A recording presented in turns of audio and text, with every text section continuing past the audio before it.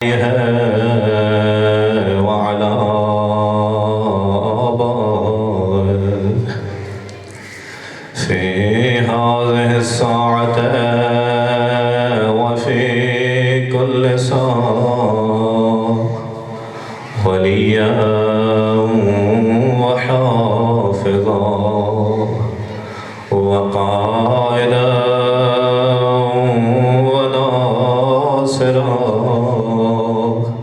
ودليلا وعينا حتى تسكنه أرضك طوعا وتمتعه فيها طويلا برحمتك يا أرحم الراحمين.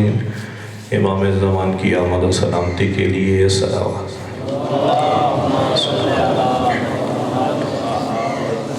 ماشاءاللہ لا حول ولا قوة الا باللہ العلی العظیم. اعوذ باللہ من الشیطان الرجیم. بسم اللہ الرحمن الرحیم. الحمد للہ الذی لا یبلغ مدحتہ القائلون ولا یحصی نعماہ العادون ولا یؤدی حقہ المجتہدون الذی لا یبلغہ بعد الہمم ولا ینالہ غوث الفتن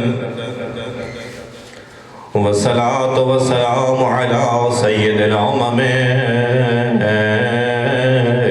الأول العدد والرسول المصدق والمحمود الأحمد والمصطفى الأمجد حبيبنا وحبيب إله العالمين أبي القاسم محمد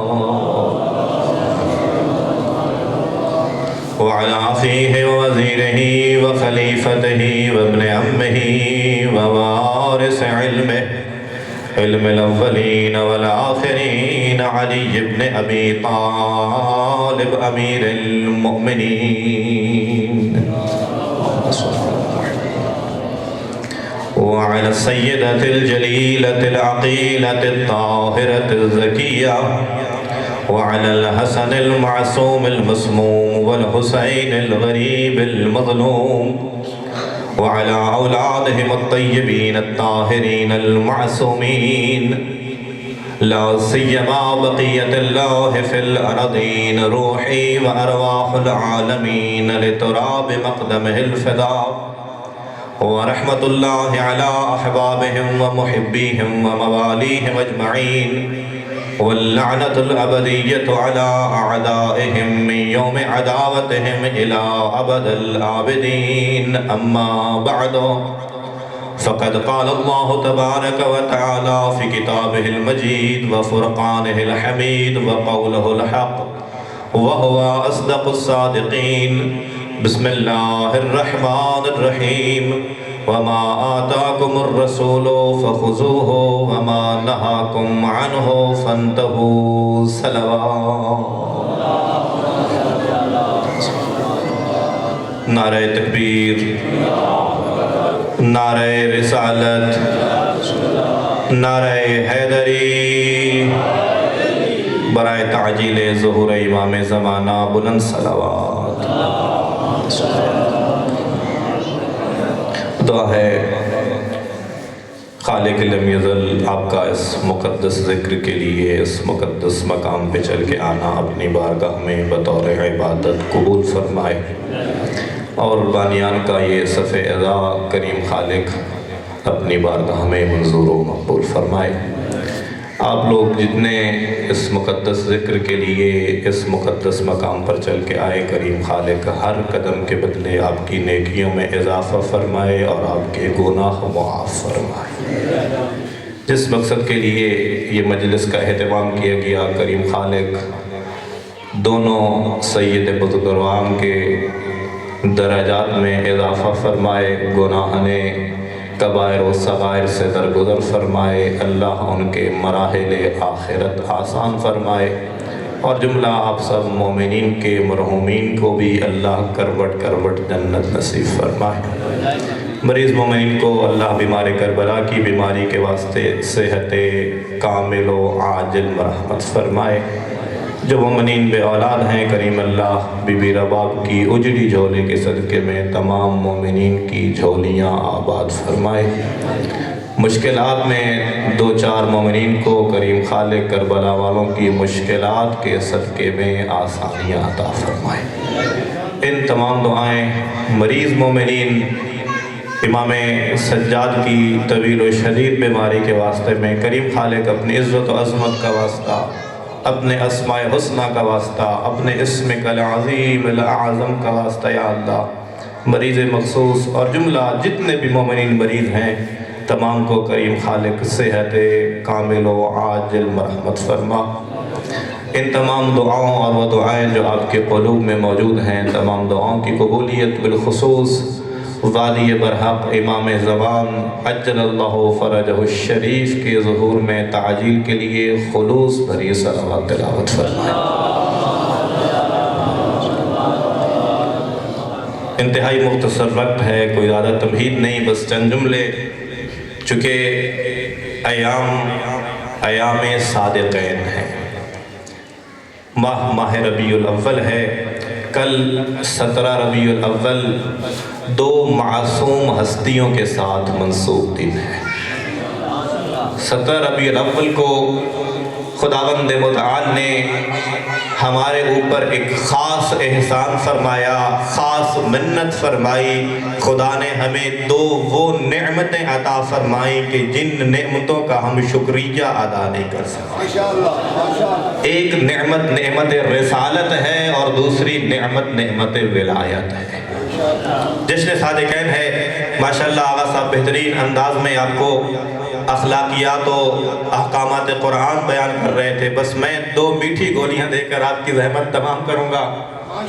اللہ نے ہمیں اس مہینے میں دو بڑی نعمتوں سے نوازا، دونوں کے دونوں صادق کے لقب سے مشہور، ایک ہے رسول صادق اور دوسرے ہیں امام صادق۔ بس تھوڑے سے امام صادق کے زندگی کے بارے میں اور تھوڑا سا پیغمبر ختمی مرتبت۔ یہ امام صادق ہمارے چھٹے امام، وہ امام ہیں کہ جن کے نام سے ہماری فقہ منسوب ہے۔ ماشاءاللہ امام صادق کو رئیس مذہب جعفریہ کہا جاتا ہے۔ کیوں؟ کیا یہ رسول گرامی اسلام کی فقہ کے علاوہ کوئی اور فقہ ہے جو امام صادق کے نام سے منسوب؟ وجہ کیا ہے، لاجک کیا ہے، سبب کیا ہے، علت کیا ہے؟ میرے دوست ذرا ان حقائق کی طرف متوجہ ہوں اور ان سوالات کے جواب کو اپنے اذہان میں جگہ دیں۔ کیا وجہ ہے کہ ہماری فقہ کو فقہ جعفر صادق کہا گیا؟ چونکہ دین فقط ایک ہے جو خداوند متعال اپنی مخلوق کے ہدایت کے لیے بناتا ہے۔ ایک ہوتا ہے مقنن قانون بنانے والا، ایک ہوتا ہے مبلغ اس قانون کی تبلیغ کرنے والا، ایک ہوتا ہے محافظ اس قانون کی حفاظت کرنے والا۔ تو مقنن فقط خدا ہے، دین بنانا خداوند متعال کا کام ہے۔ شریعت صرف ایک ہے جسے شریعت محمدی کہا جاتا ہے۔ اس شریعت کے علاوہ دوسری کوئی شریعت کا وجود نہیں۔ کیا وجہ ہے کہ اس فقہ کو فقہ محمدی نہیں بلکہ فقہ جعفری کہا جاتا ہے؟ اگر ہم تاریخ کے اوراق کی برگردانی کریں تو رسول گرامی اسلام کے بعد جو موقع امام جعفر صادق کو اس دین کی ترویج کا ملا وہ کسی اور معصوم کو نصیب نہیں ہوا۔ بعض معذرت حقائق یہی ہیں کہ امیر کائنات اگرچہ 4.5 سال حکومت میں رہے لیکن اس 4.5 سال کے دوران بھی امام کو مختلف جنگوں میں اس طرح مشغول رکھا گیا کہ وہ جو سنت نبوی جس کو مٹایا جا چکا، تبدیل کیا جا چکا تھا، علی کو بھی اس فقہ کو دوبارہ نافذ اور رائج کرنے کا صحیح موقع نہ ملا۔ امام حسن و حسین کی زندگی آپ کے سامنے امام زین العابدین کی مشکلات، تو یہ امام صادق ہیں کہ خداوند متعال نے امام محمد باقر اور امام جعفر صادق کو اس دین محمد کی ترویج کا ایسا موقع عنایت فرمایا، ایک ایسی خصوصی نعمت عطا فرمائی کہ وہی شریعت محمد جو محمد کے بعد امت نے تبدیل کر ڈالی تھی، امام صادق نے اس شریعت کو ایسے واضح اور روشن کیا کہ وہ شریعت محمد فقہ جعفری کے نام سے پہچانی جانے لگی۔ اور ایسی تبلیغ، ایسی ترویج، تاریخ کہتی ہے 40,000 شاگردان امام جعفر صادق نے تربیت فرمائے۔ سب سے پہلے ایک یونیورسٹی کی بنیاد رکھی، اسلام میں یونیورسٹی کا ایک ایسا اہتمام فرمایا کہ اگر میں چلا بھی جاؤں تو یہ علم کی شمعیں آنے والے زمانوں تک روشن۔ اور کتنی عظمت کے مالک ہیں، دیکھیں دوسرے فقہ کے امام ہے ابو حنیفہ، امام صادق کا شاگرد، اور صرف شاگرد نہیں بلکہ کہتا ہے لولا سنتان لہلک النعمان، امام صادق علم کی اس بلندی کا نام ہے کہ امام ابو حنیفہ کہہ رہا اگر میری زندگی میں امام صادق کی شاگردی کے 2 سال نہ ہوتے میں ہلاک ہو جاتا۔ ماشاءاللہ ماشاءاللہ۔ اور امام کے شاگردوں میں زرارہ ہیں، محمد ابن مسلم ہیں، فادر آف کیمسٹری، باب کیمیاء، کیمسٹری کا باپ، جسے امام جعفر صادق نے پرورش کیا، امام صادق نے تربیت کیا، وہ جابر ابن حیان ہے۔ یہ امام صادق کی کوششیں اور کاوشیں ہیں، اتنی بڑی یونیورسٹی کی بنیاد جس کے نام سے ہماری فقہ جعفری منسوب ہے۔ تو ہمیں بھی امام صادق کی اس خدمت کو آگے پھیلانا ہے، امام کے پیغام کو نشر و اشاعت کرنا ہے۔ اور دوسری ہستی رسول اعظم ہیں کہ جن کو خداوند متعال نے ان دنوں میں اس روئے زمین پر جہالت کے اندھیروں کو ختم کرنے اور ہدایت کی روشنی پھیلانے کے لیے بھیجا۔ رسول گرامی اسلام کی فضیلت، عظمت،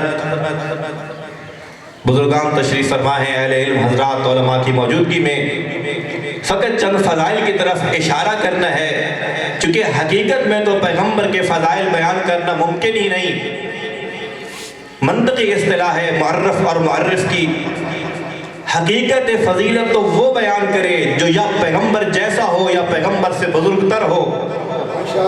میں تو فقط پیغمبر کی چند فضائل کی طرف اشارہ کروں گا کہ خداوند متعال نے ہمارے اس نبی کو، ہمارے اس حبیب کو کس عظمت کا مالک بنا کر بھیجا، اور اس میں تاکہ ہماری معرفت میں اضافہ ہو اور وہ چند خدشات جو ہمارے ذہنوں میں ہیں، ہمارا ذہن دلیل کے ذریعے ان خدشات سے پاک ہو جائے۔ چونکہ بعض نظریات ہیں ہمارے برادران کے نزدیک کہ رسول خدا کو 40 سال بعد نبوت ملی، 40 سال بعد آپ عہدہ نبوت پر فائز ہوئے۔ تو میں ابھی 12 ربیع الاول سے مختلف جگہوں پر میلاد کی محافل کے اشتہارات دیکھ رہا تھا، تو ذہن میں یہ خیال آیا کہ ان دوستوں کو کیوں نہ ایک پیغام دیا جائے کہ اگر آپ عید میلاد النبی منانا چاہتے ہیں تو ذرا اپنے اس نظریے پر غور فرمائیں، چونکہ آپ کے عقیدے کے مطابق تو نبی کو نبوت ملی 40 سال بعد، تو آپ عید میلاد مصطفیٰ منائیں، آپ عید میلاد محمد منائیں۔ اگر آپ نے عید میلاد النبی منانا ہے تو پھر اپنے اس نظریے پر غور کریں، جب آپ 12 کو عید میلاد النبی منا رہے ہیں تو اس کا مطلب یہ ہے جب محمد روئے زمین پر آیا نبی تھا، اور اپنی طرف سے نہیں، خود پیغمبر گرامی اسلام نے فرمایا کنت نبیم و آدم بین الماء والتین، کہ میں اس وقت بھی نبی تھا جب آدم مٹی اور پانی کے درمیان۔ اور قرآن میں اس کی اور دلیل اب سب کو یاد ہے، فقط تذکرن، تاکہ معرفت کے درجات میں وہ بھی عاشق نبی ہیں، وہ بھی عاشق رسول ہیں، لیکن فقط معرفت کے درجات کی بات ہے۔ جناب عیسیٰ اپنے بچپن میں جب جناب مریم خداوند متعال کے حکم سے اس عبادت خانے سے گئیں اور دوبارہ جناب عیسیٰ کو لے کر واپس اپنی قوم کی طرف پلٹی، تو قرآنی واقعہ ہے 3 دن جناب عیسیٰ کی عمر تھی جب جناب مریم سے پوچھا گیا کہ نہ آپ کا باپ ایسا تھا نہ آپ کی ماں ایسی تھی، تو آپ یہ تحفہ کہاں سے لائیں؟ جناب مریم نے خود جواب نہیں دیا، بچے کی طرف اشارہ کیا۔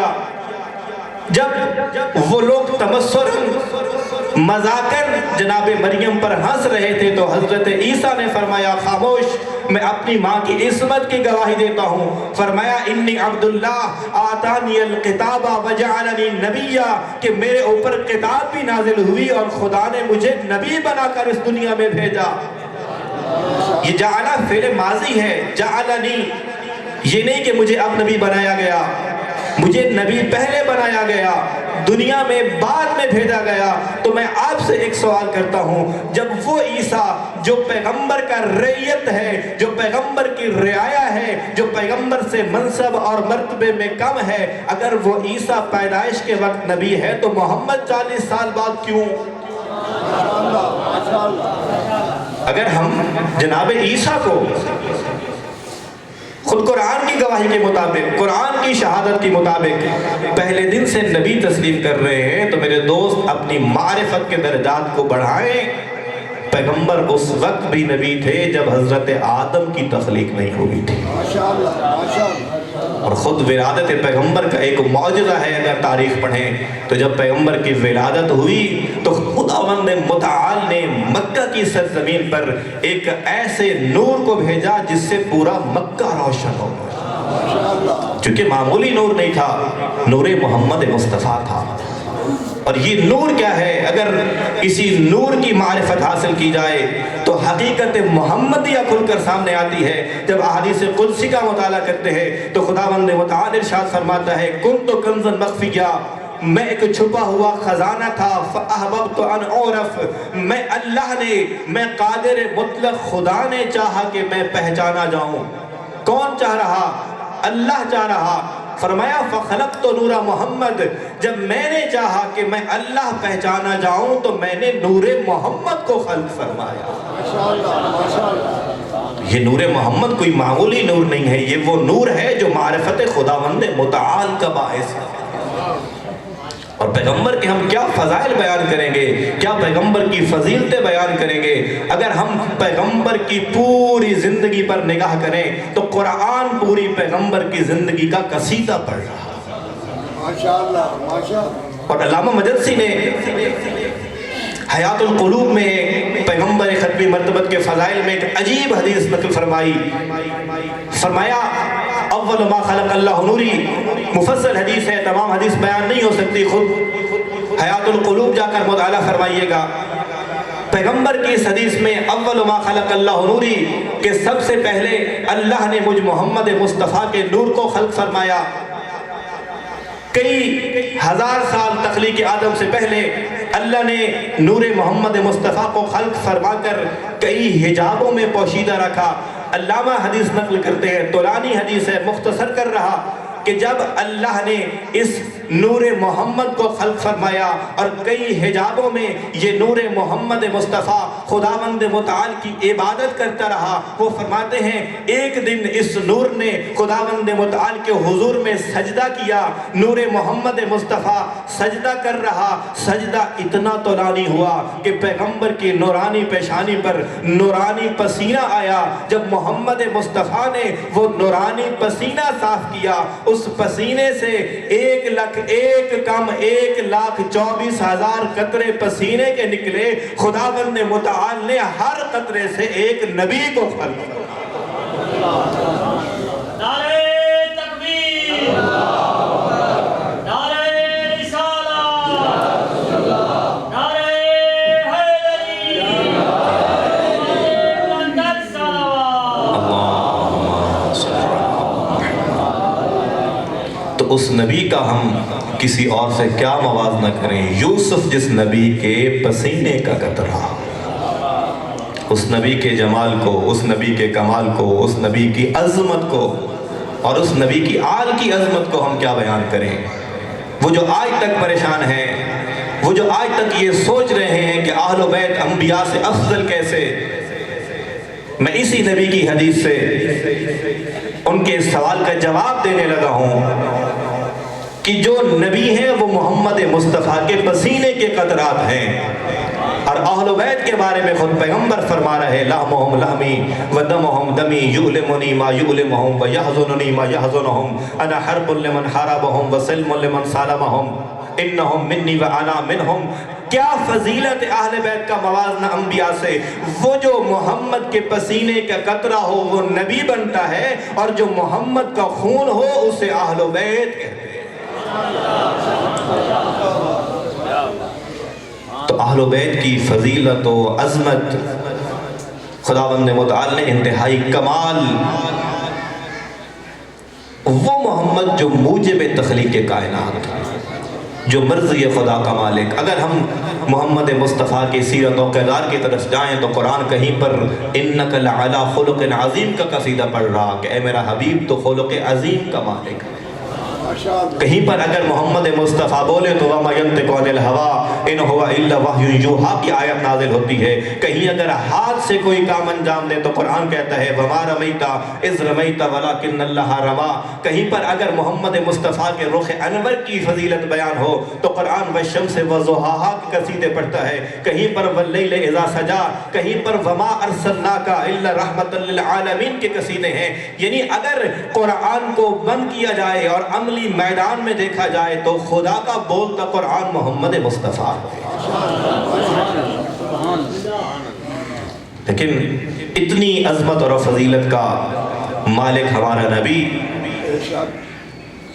ہمیں اسی نبی نے جس کو خدا نے اس تخلیق کائنات کی وجہ بنایا، آخری وقت میں وصیت فرمائی انی تارکم فیکم الثقلین کتاب اللہ و عترتی اہل بیتی ان تمسکتم بعدی لن تضلوا ابدا حتی یرد علی الحوض، کہ میں تمہارے درمیان دو گراں کی چھوڑے جا رہا، دو ثقل اعظم چھوڑے جا رہا، ایک ہے قرآن اور دوسرا ہے میری اہل بیت۔ چونکہ وقت کم ہے، فقط ایک پیغام اور میسج بھی آپ تک پہنچانا ہے۔ پیغمبر نے دو گراں قدر چیزیں ہم میں چھوڑی، اب ہمیں یہ سوچنا ہے کہ ہم نے کس قدر ان دو چیزوں کا حق ادا کیا۔ چونکہ یہ کسی اور سے پوچھنے کی ضرورت نہیں ہے، میں اپنا محاسبہ خود کر سکتا ہوں، اور محاسبہ کرنا بہت ضروری ہے، چونکہ امام موسیٰ کاظم ارشاد فرماتے ہیں، صلوات پڑھیں، لیس منا من لم یحاسب نفسہ فی کل یوم۔ امام کاظم ارشاد فرماتے ہیں کہ جو ہر روز اپنے نفس کا محاسبہ نہیں کرتا اس کا ہم شیعان اہل بیت سے کوئی تعلق نہیں ہے۔ تو ہمیں محاسبہ کرنا چاہیے کہ وہ پیغمبر ختمی مرتبت جو اتنے بعظمت نبی، اور انہوں نے جو آخری وصیت ہمیں فرمائی، جو دو چیزیں ہمارے لیے چھوڑی، ہم نے کس قدر ان چیزوں کو اپنایا۔ قرآن سے ہمارا تعلق کیسا ہے، قرآن سے ہم نے کیا درس لیے، کیا سبق لیے۔ چونکہ بروز محشر خود پیغمبر خدا نے بارگاہ الہی میں شکایت کرنی ہے، یا رب ان قومی اتخذوا هذا القرآن مہجورا، کہ اے میرا پروردگار اس قوم نے میری کتاب قرآن کو چھوڑ دیا، آپ کے کلام پر عمل نہیں کیا۔ تو کہیں ایسا نہ ہو کہ پیغمبر کی اس شکایت کی زد میں آپ اور میں آ جائیں۔ تو آج وقت ہے، خدا نے ہمیں اس مجلس کے ذریعے ایک اور موقع فراہم کیا۔ یقیناً سب کو معلوم ہے، سب کا تذکر ہوتا ہے، آج سے کوشش کریں قرآن کو پڑھیں، قرآن کو سمجھیں، قرآن پر عمل کر کے دوسروں تک پہنچائیں۔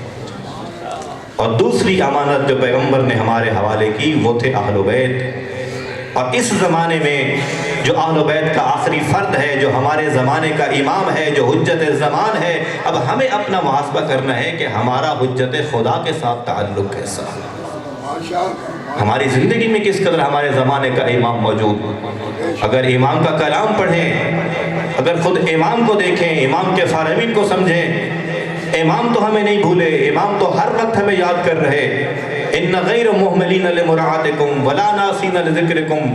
امام فرماتے ہیں میں تو آپ کو ہمیشہ یاد رکھے ہوئے، یہ میری دعائے خیر کی وجہ ہے کہ آپ کے وجود باقی ہیں، اگر میری دعائے خیر آپ کے شامل حال نہ ہوتی تو دشمن آپ کے وجود میں ڈال دیتا۔ تو جس زمانے کے امام کے طفیل ہم باقی ہیں، اب ہمیں محاسبہ کرنا ہے کہ ہمارا تعلق اس زمانے کے امام کے ساتھ کیسا ہے۔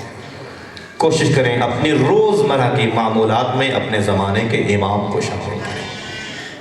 میری طرف سے ایک میسج، ایک پیغام، معمول بنائیں اپنی زندگی کا جو کام کرنا ہے اس کام سے پہلے اپنے زمانے کے امام کو اس کام پر گواہ کرنا۔ مجلس کا پروگرام کر رہے ہیں، اپنے گھر میں کسی شادی کا، کسی فنکشن کا پروگرام بنا رہے ہیں، تو وہ امام جو ہر وقت ہمیں یاد کر رہا، کیا ہمارا حق نہیں بنتا کہ اپنے زمانے کے امام کو یاد کریں؟ آپ نے بیٹے کی شادی رکھنی ہے، بیٹی کی شادی رکھنی ہے، مصلی پر آ کر 2 رکعت نماز ادا کر کے جس طرح مہمان خصوصی بلاتے ہیں، سب سے پہلا مہمان زمانے کے امام کو قرار دیں کہ اے میرے مولا، میں ایک مجلس حسین کا اہتمام کرنا جا رہا، میں اپنے بیٹی کی شادی کرنا جا رہا، میں اپنے بیٹی کی شادی کرنا جا رہا، مولا میرے بیٹے کی شادی پہ ضرور آئیے گا۔ اس کا فائدہ کیا ہوگا؟ جب آپ اپنے زمانے کے امام کو انوائٹ کر چکے ہوں گے نا، پھر آپ شادی کا ماحول ایسا بنائیں گے کہ آپ کے زمانے کا امام وہاں شامل ہو سکے، زمانے کا امام وہاں تشریف لے سکے۔ اگر آپ مجلس حسین سے پہلے اپنے زمانے کے امام کو دعوت دیں گے، مولا میں ایک مجلس کا اہتمام کر رہا ہوں، خطیب بلانے سے پہلے اپنے زمانے کے امام کو بلائیں کہ مولا میں آپ کے جد مظلوم کربلا کے ذکر کا اہتمام کر رہا، ضرور تشریف لائیے گا۔ جب آپ کے امام آپ کے ذہن میں ہوں گے، پھر آپ سٹیج پر ان افراد کو دعوت دیں گے جو آپ کو زمانے کے امام کی سیرت سے آشنا کریں، جو زمانے کے امام کے پیغام سے آشنا کریں۔